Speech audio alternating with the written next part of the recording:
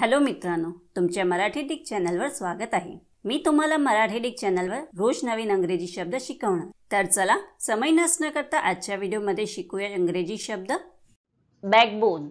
बॅकबोनचा मराठी अर्थ पाठीचा कणा, पृष्ठस्थी, पृष्ठवंश, मुख्य आधार, आधारस्तंभ, एखाद्या गोष्टीचा सर्वात महत्त्वाचा भाग, कणा, खंबीरपणा किंवा धैर्य होत आहे।